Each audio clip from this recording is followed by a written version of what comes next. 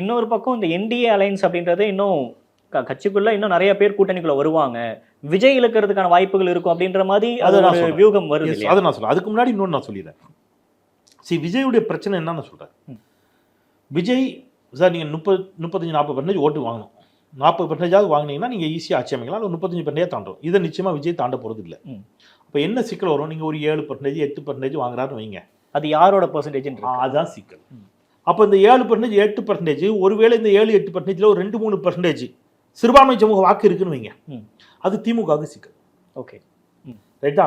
அப்போ மறைமுகமாக அது யாருக்கு தான் கை கொடுக்க போகுது? அதிமுக பாஜகவுக்கு தான் கை கொடுக்க போகுது.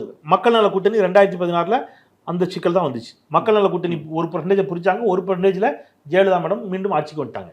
சிக்கலா இந்த சிக்கல். அப்போ நீங்கள் விஜய்க்கு செலுத்தக்கூடிய வாக்கு என்பது கிட்டத்தட்ட பாஜகவுக்கு நீங்கள் செலுத்தும் வாக்கு தான். நான் ஐடியாலஜிக்கல் அந்த வாதத்தை விட்டு தள்ளி வந்துருங்க. பாஜக தான் அவரை இயக்குது வைக்குது போகுதுங்கிறத கூட விட்டுருங்க. அது என்னுடைய டவுட், என்னுடைய சந்தேகம். அதை விட்டுருங்க, ஐயப்பாடு அதை விட்டுருங்க. ஆனால் இப்போ நான் அப்படி ஒரு வாதத்துக்கு வைக்கிறேன். அப்படி இல்லைன்னே வச்சுக்கோங்க, அப்படி இல்லைன்னே கூட வச்சுக்கோங்க, உளப்பூர்வமாக ஒரு பாஜக எதிர்க்கிறாருனே வச்சுக்கோங்க ஒரு வாதத்துக்கு. ஆயினும் அப்படி இருந்தால் கூட நீங்கள் அவருக்கு போடுற ஓட்டு என்பது பலனற்ற ஒன்று. அது யாருக்கு போடுறது தான்? டைரக்டாக கிட்டத்தட்ட அதிமுக பாஜகவுக்கு போடுற ஓட்டு தான்.